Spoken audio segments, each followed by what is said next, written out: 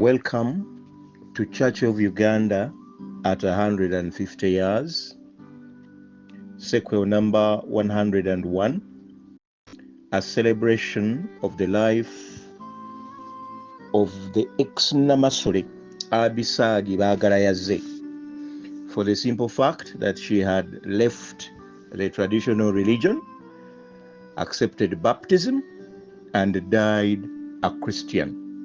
So her life, being a royal, is worth celebrating, but more important because he died a Christian.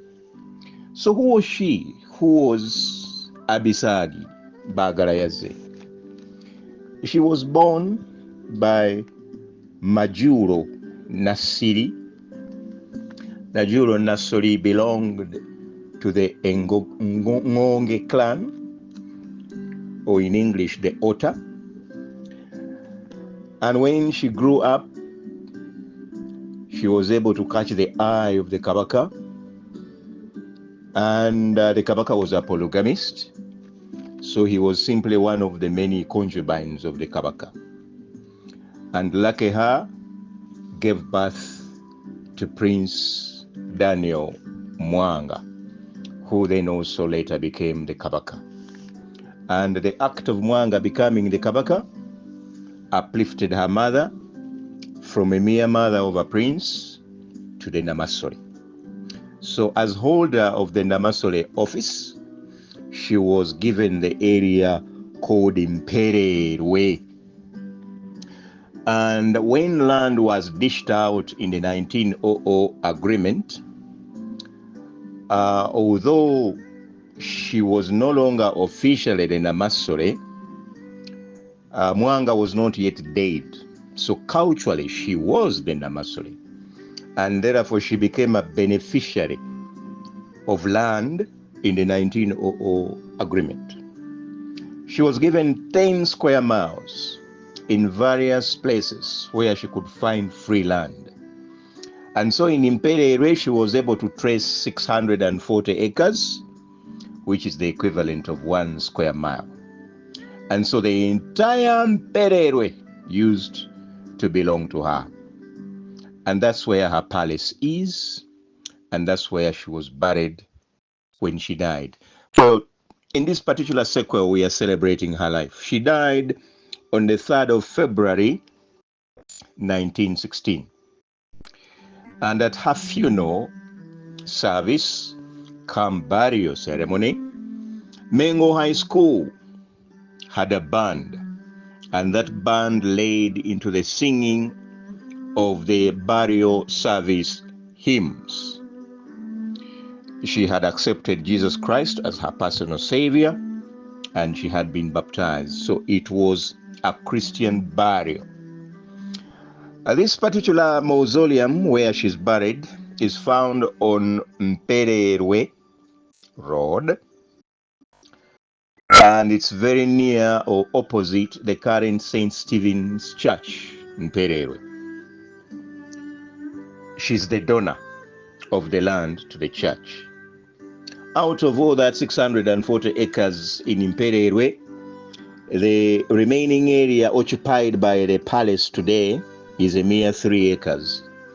The rest has been taken away either by squatters or she donated. For example, she donated to that church opposite her. She also donated to mosques. She donated land to schools, and he also donated land to hospitals. And so the entire 640 acres, what remains now, is a mere 3 acres. In the year 1903, her son, Mwanga II, died far away in the Seychelles Island. She was only told that your son died. She was not given any details. She didn't know how the son had died.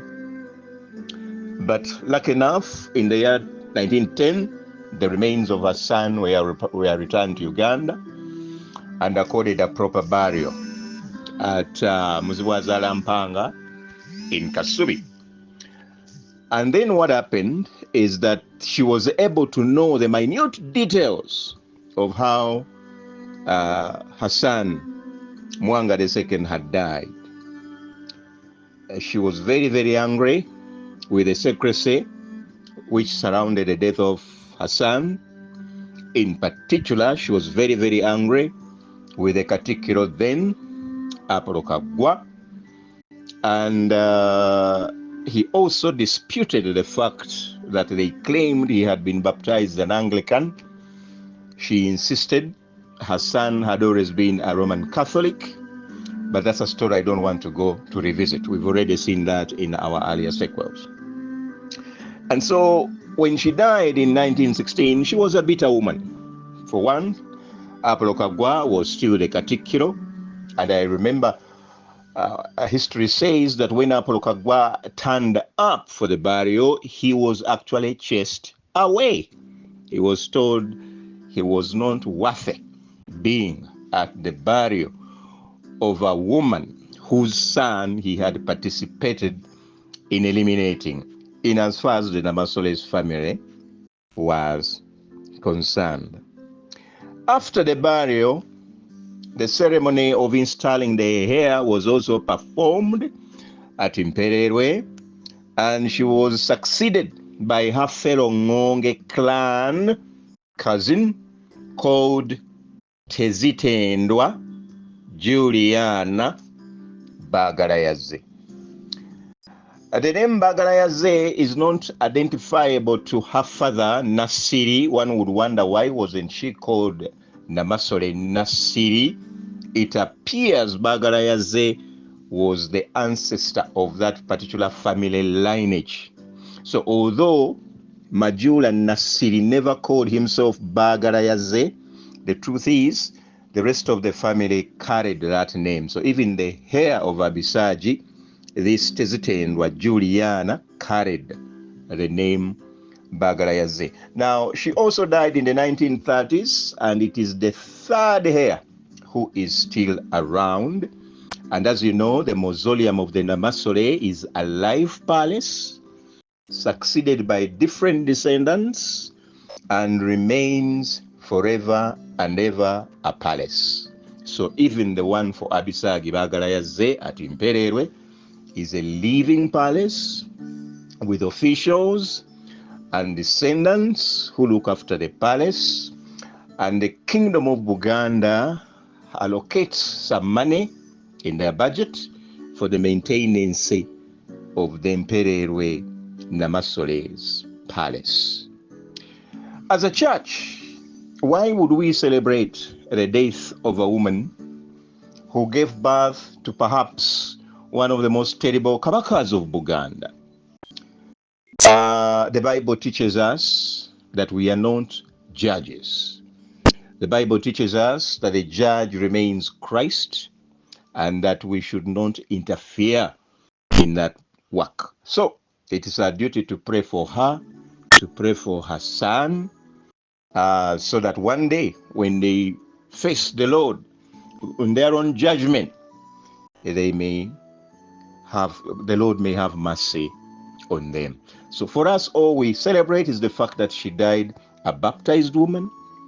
Mwanga the son also died a baptized man, and that's enough for us to celebrate their lives. In this particular sequel 101, which we are dedicating to her as we celebrate the Church of Uganda's 150 years, we are encouraged to dig deeper in the baptismal books and find out which number was he allocated on her baptismal card. In which particular church was she baptized? Who was the priest who baptized her? Now, all these facts have been cross-checked, and this sequel therefore confirms that we are celebrating a Namasole, perhaps the very first one in the history of Uganda, the first Namasole ever to be baptized, because Muganzi Rwaza, the one under Mutesa II, was not baptized. Inasmuch as she donated land for St. Luke's Church, Kazu herself never turned herself for baptism. Therefore, Abisagi Bagalayazze is the first to be celebrated as a Christian Namasole in the history of Buganda Kingdom, and therefore she is worth celebrating as the church celebrates its 150 years history. I thank you. That was Sequel 101. May the good Lord bless us all.